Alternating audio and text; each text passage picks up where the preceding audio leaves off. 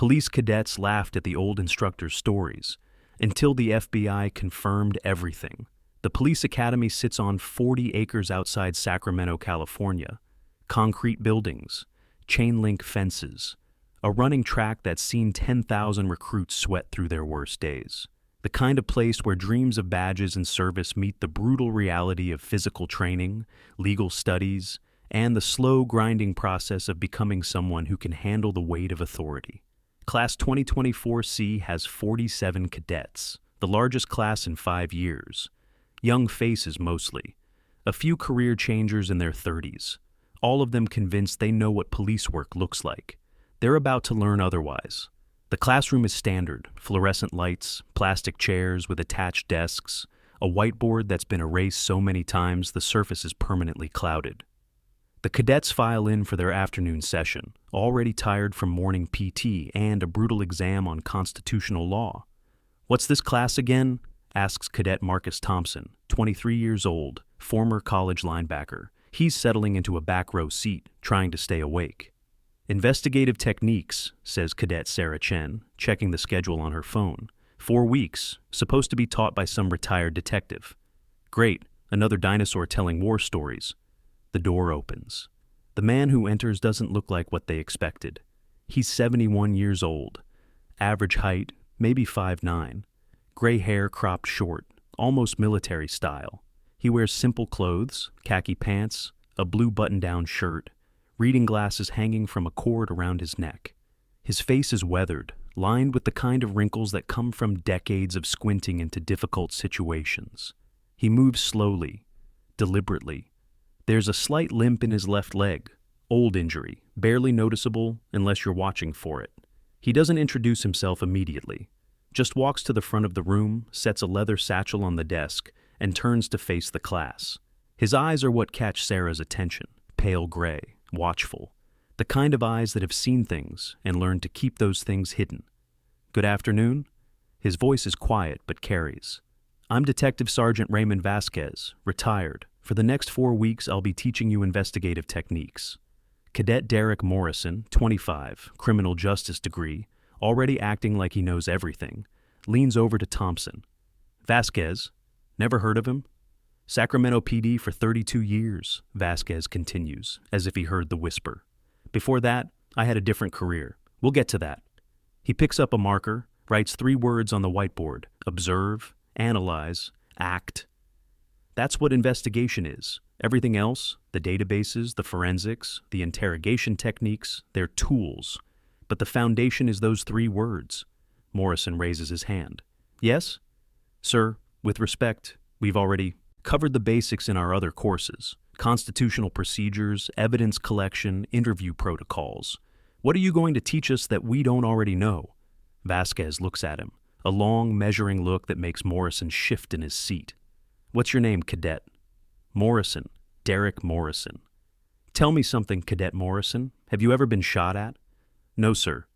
"Ever had to talk someone down from a suicide?" "No." "Ever worked a case where children were involved, where you found things that made you physically ill?" Morrison is quiet now. "Ever built a case against someone for years, knowing that one mistake would let them walk? Ever watched a guilty man go free because you missed something?" Vasquez's voice hasn't changed, still quiet, still measured, but there's weight in it now. "Ever gone undercover so deep that you forgot who you really were?" The classroom is silent. "That's what I'm going to teach you. Not procedures, not protocols. The things that happen when procedures and protocols aren't enough." He turns back to the whiteboard. "Now, let's begin. The first week is theory. Vasquez lectures on surveillance techniques, evidence preservation, witness psychology. Standard material, but he presents it differently, not as academic concepts, but as lived experience. When you're watching a suspect, he tells them, you're not just gathering information, you're learning their rhythm, their patterns, what they do without thinking about it. A good investigator can predict what a suspect will do before they do it. Morrison snorts quietly. Thompson suppresses a laugh. Vasquez pauses. "Something amusing?" "It just sounds like fortune-telling," Morrison says. "No offense, sir, but reading someone's rhythm, that's pretty vague." "You think so?" "I think good police work is about evidence, hard facts, not intuition." Vasquez nods slowly. Stand up, Cadet Morrison. Morrison stands, wary. You had coffee this morning. 2 cups. You're a heavy caffeine user, based on the slight tremor in your hands. You didn't sleep well last night. Your eyes are bloodshot, but there's no alcohol smell, so it wasn't partying. Probably studying, which means you're nervous about something. Your uniform is pressed perfectly, but your shoes are scuffed, so you care about appearance, but you're rushed in the mornings. You checked your phone twice since I started talking, both times looking toward the door, which means you're expecting someone or something. Morrison stares. You're also left-handed. You have a younger sibling you're protective of, the photo on your lock screen, and you're attracted to Cadet Chen, but haven't done anything about it because Academy rules discourage fraternization. Sarah Chen turns red. So does Morrison. That's not fortune-telling, Vasquez says. That's observation. Decades of practice learning to see what's actually in front of you instead of what you expect to see. Morrison sits down heavily. Doesn't speak. For the rest of the class. By the second week, the cadets have developed opinions about Sergeant Vasquez. Some think he's brilliant. His lectures are unlike anything else in the academy, practical, grounded in experience, full of insights that make them rethink everything they've learned. Others think he's full of it. The stories are too convenient, Morrison tells a group at lunch. Every lesson comes with some perfect example from his career. It's like he's making them up to prove his point. You're just salty because he called you out, Thompson says. I'm skeptical because I looked him up. 32 years with Sacramento PD, sure, but his record is weird. There are gaps. Years where he didn't seem to exist at all. Undercover work, Sarah suggests. That would explain the gaps. For years at a time, that's not how undercover operations work. 6 months, maybe a year. Not years. Maybe he's just private about his past. Or maybe he's exaggerating. Morrison lowers his voice. I'm going to look into it, see what I can find. That afternoon, Vasquez tells them a story. 1987, I was working a case involving a trafficking network, human trafficking, women and children being moved across the border and sold into forced labor, and worse. The classroom is quiet. This is different from the technical lectures. We'd been building the case for 18 months, had the mid-level operators identified, knew the routes, the safe houses, the corrupt officials who looked the other way. But we couldn't get to the leadership. Every time we got close, they'd burn an asset and disappear. He's not looking at notes, not reading from a prepared lecture, just remembering. I went under, posed as a buyer. It took 6 months to build enough credibility to get a meeting with the network's regional coordinator. Another 3 months to get invited to see their operation. Where was this? Sarah asks. I can't tell you the specific location, but I can tell you what I found. His voice drops. A warehouse outside a major city. 43 people being held inside. 18 of them were children. The air in the room changes. I had to maintain cover, had to act like this was normal, like seeing human beings in cages was just business. His hands gripped the edge of the desk. One of the girls, she couldn't have been more than 12, looked at me, just looked, and I knew she could see that I wasn't like them. I knew she knew. What happened? Thompson asks. I completed the buy, got the evidence we needed, transmitted my location to the extraction team. He pauses. The raid happened 12 hours later. We recovered all 43 victims, arrested 14 members of the network, including the regional coordinator. And the girl? She was reunited with her family in Guatemala 3 weeks later. I received a letter from her mother. She thanked me, said her daughter had nightmares every night but was getting better. Vasquez's voice is steady, but there's something beneath it. That letter is in a box in my closet. I've read it maybe 100 times. Morrison leans over to Thompson. Convenient story. But Thompson isn't laughing this time. He's watching Vasquez's face, the distant look, the slight tremor in his hands that wasn't there before. That's what undercover work costs, Vasquez says. You see things you can't unsee. You do things that stay with you, and you can never talk about most of it because the operations are classified and the people involved could be endangered. He straightens, returns to the whiteboard. Now, let's discuss how to build a case file that will survive judicial scrutiny. The lecture continues, but something has shifted in the room. After class, Morrison approaches Vasquez.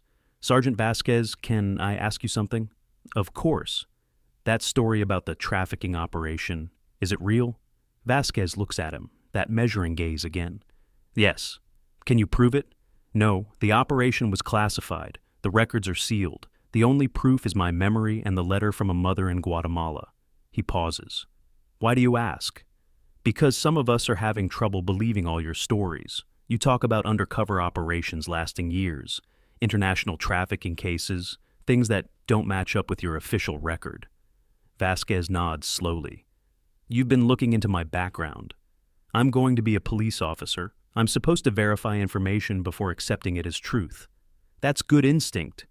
Vasquez doesn't seem offended. But here's the thing, Cadet Morrison. Some truths can't be verified through normal channels. Some operations exist only in classified files that you'll never have access to. Some records were deliberately destroyed to protect ongoing investigations or the safety of assets. So, we're just supposed to take your word for it? No. You're supposed to learn the techniques I'm teaching you. Whether you believe the stories that illustrate those techniques is up to you. He picks up his satchel. But I'll tell you something. In 30 years, when you've seen the things I've seen, you'll understand why some truths sound like lies. Because the truth is often stranger and darker than anything fiction can imagine. He walks out. Morrison stands alone in the empty classroom, not sure what to think. Week 3.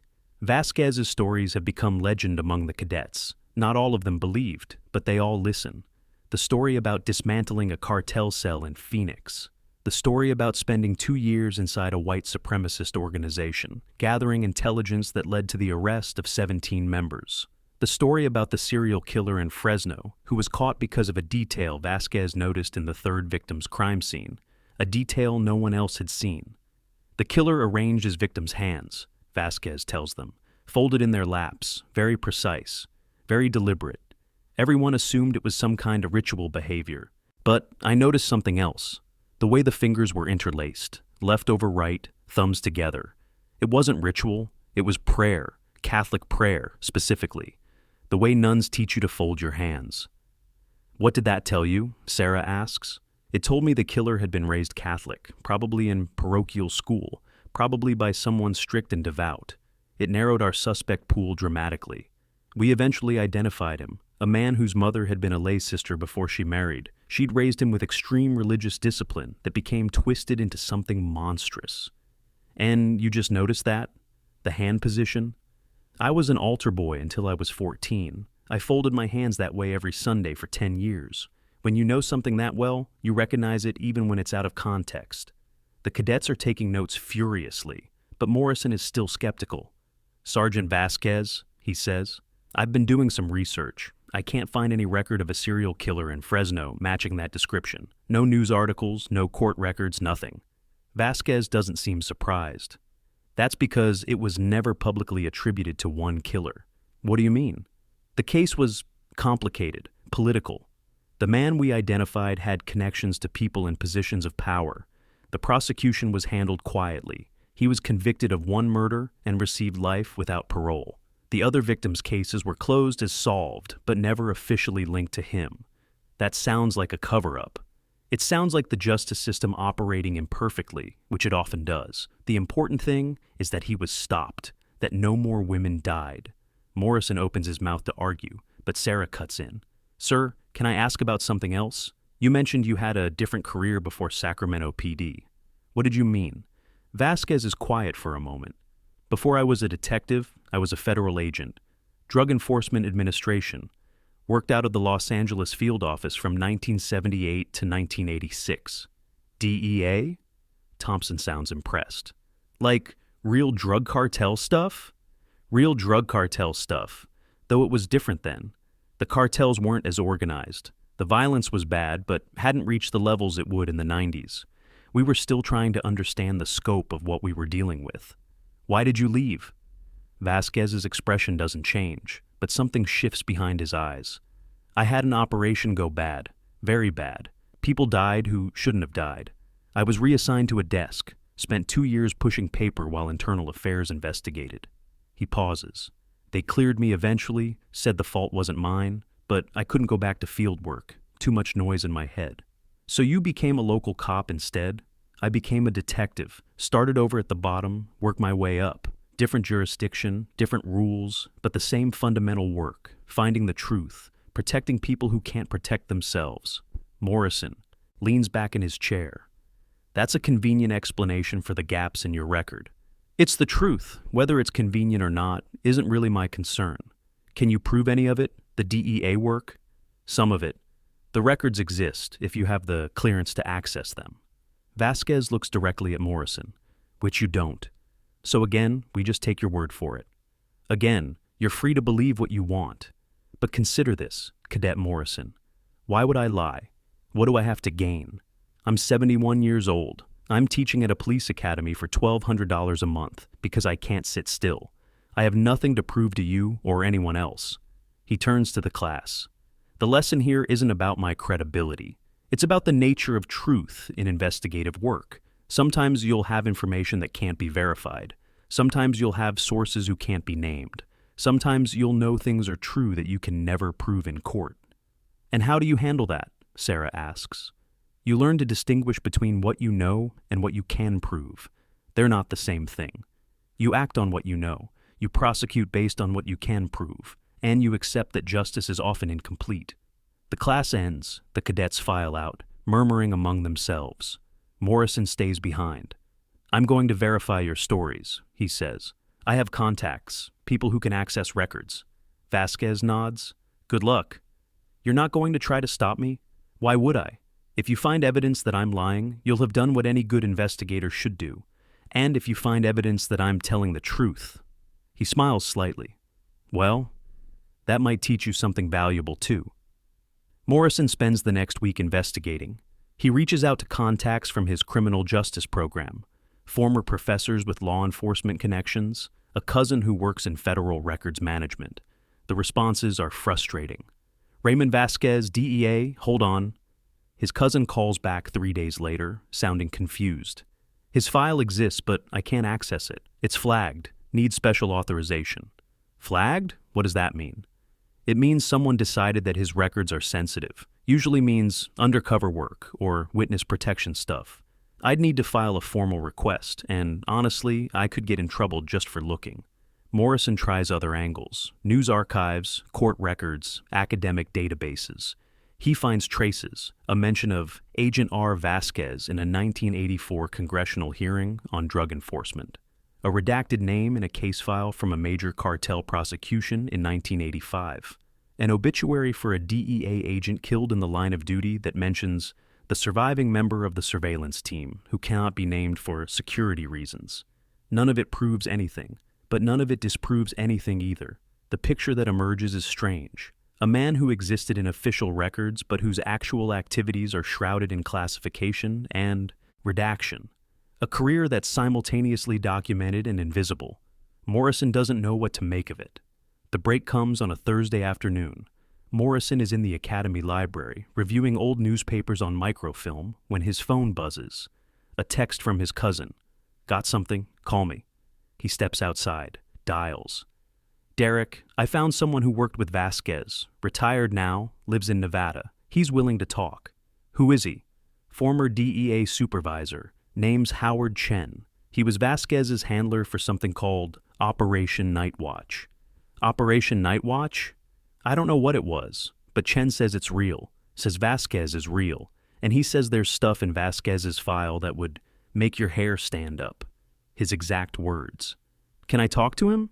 He gave me his number, but Derek, he sounded weird, nervous, like he wasn't sure he should be talking about this at all. Morrison writes down the number, thanks his cousin, hangs up. He looks at the number for a long time, then he dials. Howard Chen's voice is gravelly, cautious. You're asking about Ray Vasquez? Yes, sir. I'm a police cadet. He's teaching a course at my academy. I've been trying to verify some of his stories. A long pause. What stories? Undercover operations, a trafficking case, a serial killer investigation, things that don't appear in any public records. Of course they don't appear in public records. Chen sounds almost amused. That's kind of the point. So they're real? Kid, I can't confirm or deny specific operations. But I can tell you this. Ray Vasquez is one of the most decorated undercover operatives in DEA history. His file is sealed because what he did, the places he went, the people he became, that information is still sensitive. Still sensitive after 40 years? Some of the organizations he infiltrated still exist. Some of the people who would want revenge are still alive. He testified against cartel leaders who have sons and grandsons in the business now. You understand what I'm saying? Morrison feels a chill. He's still in danger. He's always been in danger, but he's careful. He changed his name when he left the agency, moved around, built a new life. Chen pauses. Why are you digging into this? Because I didn't believe him. His stories sounded too incredible to be true. They are incredible. They're also true. Chen's voice hardens slightly. Let me tell you something about Ray Vasquez. In 1985, he spent 18 months inside a cartel operation in Mexico. Deep cover, no backup, no extraction plan. He lived as a drug trafficker, moved product, did things he'll never talk about. Why? Because the cartel was moving more than drugs. They were moving people, women, children, sold into slavery. Ray built the case that took down the entire network. 47 arrests, 312 victims recovered. Morrison is silent. That operation cost him his marriage, cost him his health. He was tortured when his cover was blown during the extraction, cost him 2 years of his life, recovering physically and mentally. Chen's voice drops. But he went back. After all that, he went back to work. Different agency, different jurisdiction, but the same mission. Because that's who he is.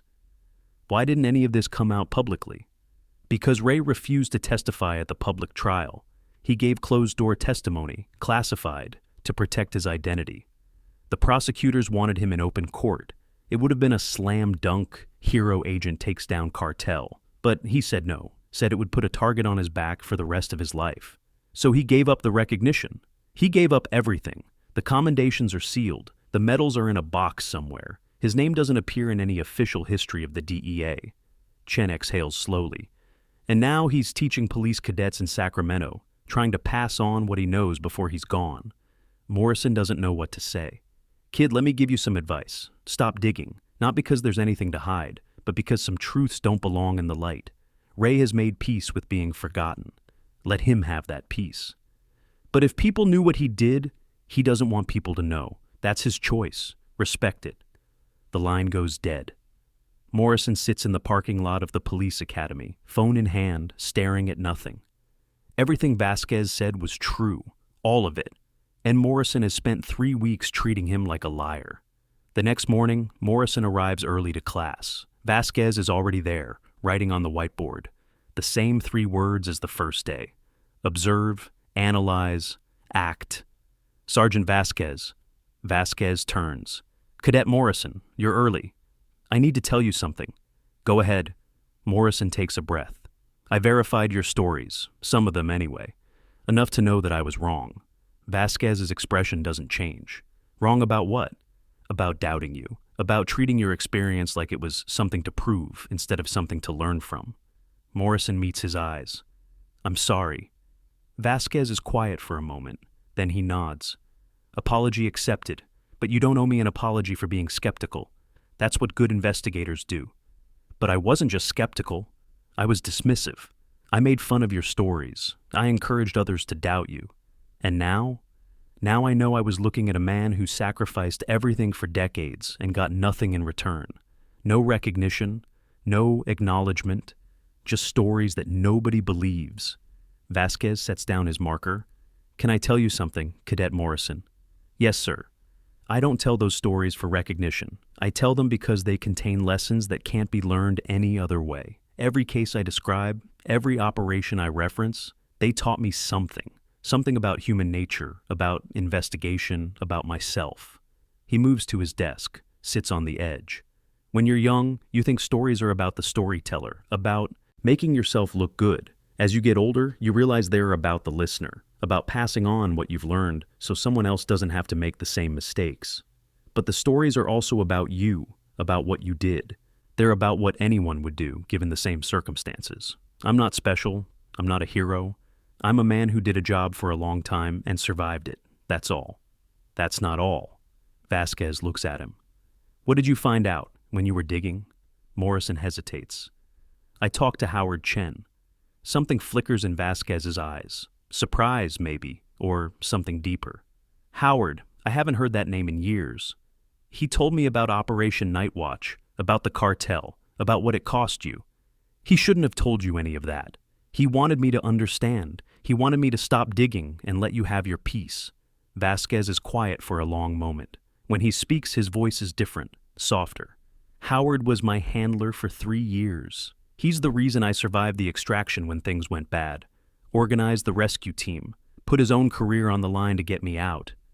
He said you were tortured.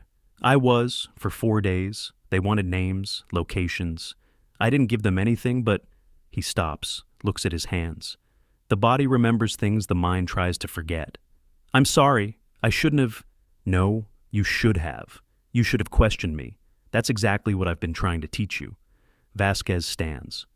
The problem with my generation is that we expect respect based on age and experience.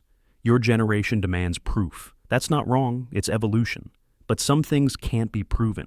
And that's where judgment comes in. Learning to recognize truth even when it can't be verified. Learning to trust your instincts while still questioning your assumptions. He almost smiles. You've just learned one of the hardest lessons in investigation. Sometimes the most incredible stories are the truest ones. The other cadets are starting to arrive. The moment passes. But something has changed between Morrison and Vasquez. A respect that wasn't there before. An understanding. That afternoon, everything changes again. The Academy Director, Commander Patricia Williams, interrupts the class. Sergeant Vasquez, I need you to come with me, now. Something in her voice makes the cadets go still.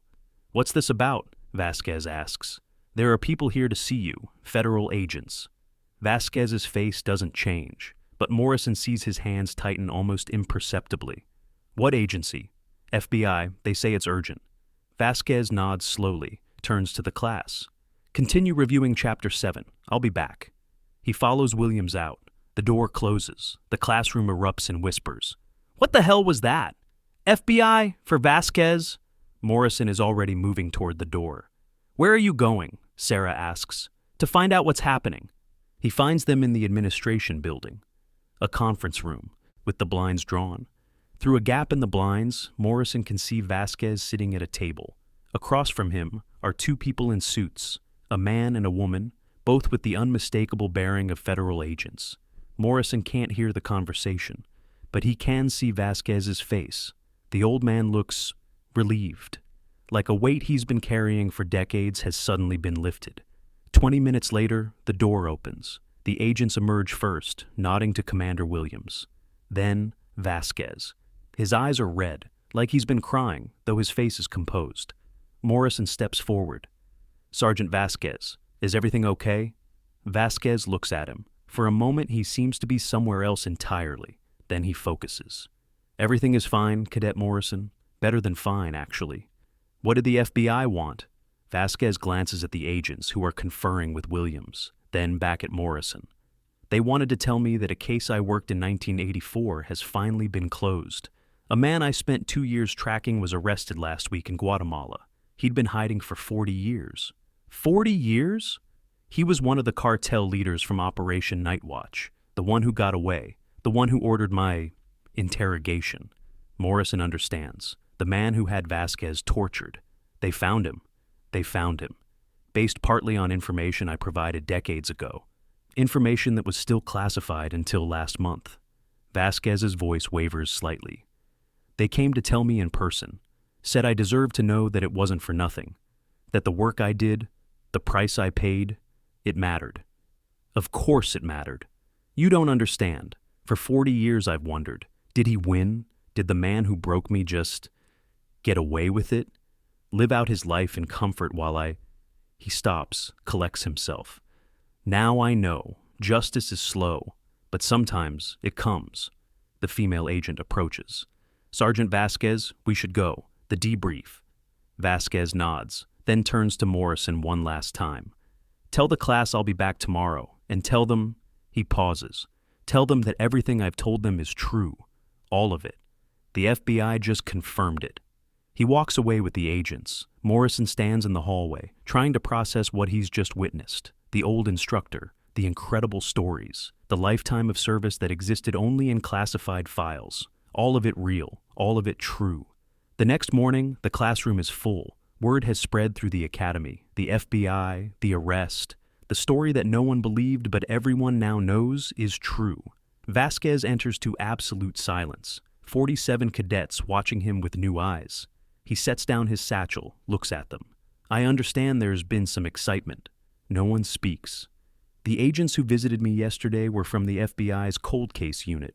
They've been working on remnants of the operation I was part of in the 1980s. Last week, they arrested a man named Carlos Mendoza Reyes in Guatemala City. He writes the name on the whiteboard. Mendoza Reyes was the regional coordinator for a trafficking network that operated across Central America and Mexico. In 1984, I spent 18 months building a case against him. When my cover was blown, he personally supervised my interrogation. The classroom is completely still. He escaped during the raid that extracted me, used his connections to disappear. For 40 years, he lived freely in Guatemala under an assumed name, continued his criminal activities, continued hurting people. Vasquez turns to face the class. Last month, the FBI received new intelligence that allowed them to locate him. Some of that intelligence was based on information I provided in 1984, details that were finally declassified after certain operations concluded and certain assets were no longer at risk. So you helped catch him, Sarah says. Even after all these years, I provided pieces of a puzzle. Other people put them together. That's how this work functions. You contribute what you can, and you trust that someone will use it. He moves to the center of the room. But that's not the lesson I want you to take from this. The lesson is about time. He pauses, lets the words settle. In police work, in any investigative work, you rarely see the end of your cases. You build files that get passed to other detectives. You develop leads that don't pay off for years. You do work that seems meaningless in the moment, but proves crucial decades later. How do you handle that? Thompson asks, not knowing if it matters. You trust. You trust that the work matters, that truth matters, that even when you can't see the results are there. He looks at Morrison. Cadet Morrison spent weeks trying to verify my stories, trying to find proof that I was telling the truth. That's good investigative instinct. It's also a lesson in the limitations of verification. Morrison shifts uncomfortably. Some truths can't be verified in real time. Some justice takes decades. Some vindication comes only after you've given up hoping for it. Vasquez's voice softens. I spent 40 years wondering if the man who broke me would ever face consequences. Yesterday, I got my answer. Was it worth it? Morrison asks. The waiting, the not knowing. Vasquez considers the question. Ask me again in 10 years, when the full impact has settled, when I've had time to understand what this closure means. He returns to the whiteboard, adds a fourth word beneath the original 3. Observe, analyze, act, persist. That's the complete formula, persistence, the willingness to keep working even when you can't see results, even when everyone tells you to give up, even when you doubt yourself. He sets down the marker. I've told you stories over these weeks. Some of you believed them, some of you didn't. It doesn't matter. What matters is what those stories teach about the nature of this work. He begins to walk among the desks. You will have cases that haunt you, crimes you can't solve, victims you can't help. You will carry those cases with you for the rest of your lives. He stops beside Sarah's desk. But you will also have moments, maybe years apart, when something breaks, when a lead finally pays off, when justice finally arrives. He looks at her. Those moments make everything else worth it. Even the torture? She asks quietly. Vasquez is silent for a long moment. I won't lie to you. There were years when I would have said no. Years when the memories were so overwhelming that I couldn't see the value in what I'd done. He moves on, continuing his walk through the classroom. But here's what I've learned. Suffering without purpose is just suffering. Suffering in service of something larger, protecting the innocent, pursuing justice, standing against evil. That suffering becomes meaningful. It becomes sacrifice. He returns to the front of the room. Carlos Mendoza Reyes is 78 years old. He'll likely die in prison. The women and children he trafficked, the ones who survived, they're scattered across the world. Some of them have children and grandchildren now, lives that exist because we stopped him when we did. His voice catches slightly. I'll never meet those people. I'll never know their names, but they're alive. They're free. And that's because of work I did 40 years ago. He looks at the class. That's what you're signing up for, not glory, not recognition. The knowledge, the quiet, private knowledge that your work matters, that you made a difference, that somewhere, someone is living a better life because you showed up and did your job. The final class is 3 days later. Vasquez gives them a practical exam, a mock investigation with staged evidence and simulated witnesses. The cadets work in teams, applying the techniques they've learned. Morrison's team cracks the case first, not through brilliance, through methodical observation and analysis. The same fundamentals Vasquez has been teaching since day one. After the exam, Vasquez holds them back. Before you go, I want to say something. The cadets settle into their seats. In 4 weeks, I've tried to teach you what took me 50 years to learn. That's impossible, of course. You can't compress a lifetime of experience into lectures and exercises. He picks up his satchel, the same leather bag he's carried every day. But I've given you a foundation: observation, analysis, action, persistence. Those principles will serve you in every case, every situation, every challenge you face. He moves toward the door, then stops. One more thing. Some of you will have extraordinary careers. You'll work cases that make headlines, catch criminals who terrorize communities, save lives in ways that earn recognition and reward. He turns to face them. Most of you won't. Most of you will have ordinary careers, routine cases, unglamorous work that no one notices or appreciates, and you may wonder sometimes if it matters. His eyes move. Across the room, meeting each of theirs in turn. It matters. Every report you file, every witness you interview, every hour you spend on surveillance that leads nowhere. It all matters. Because the system works when it works. Because people like you show up every day and do the work. He opens the door. Good luck. Serve well. And if you ever find yourself doubting whether your work matters, remember that it took 40 years for my work to matter in a way I could see. But it mattered every single day in between. He walks out. The cadets sit in silence. Then, spontaneously, they stand. Morrison first, then Sarah, then Thompson, then everyone else. They don't applaud. It doesn't feel right. They just stand. A salute without raising hands. A tribute to a man who spent his life in shadows and asked for nothing in return. Raymond Vasquez taught at the Sacramento Police Academy for 4 more years. His courses became legendary. Cadets requested his sections specifically. His stories, once doubted, were passed down through generations of recruits, each one a lesson wrapped in experience. The FBI's arrest of Carlos Mendoza Reyes made international news, but Vasquez's name never appeared in any article. The agents who worked the case honored his request for anonymity, understanding that some warriors prefer to remain unseen. Derek Morrison graduated top of his class. He became a detective in Fresno, working cold cases, the forgotten files, the unsolved mysteries. He told people he'd learned the value of persistence from an old instructor whose stories seemed too incredible to believe. Sarah Chen joined the FBI's Human Trafficking Task Force. She spent her career rescuing victims and building cases against traffickers, the same work Vasquez had done decades before. She kept a photograph on her desk, Vasquez at the front of a classroom, writing on a whiteboard. The words visible: observe, analyze, act, persist. Marcus Thompson became a patrol officer in Oakland.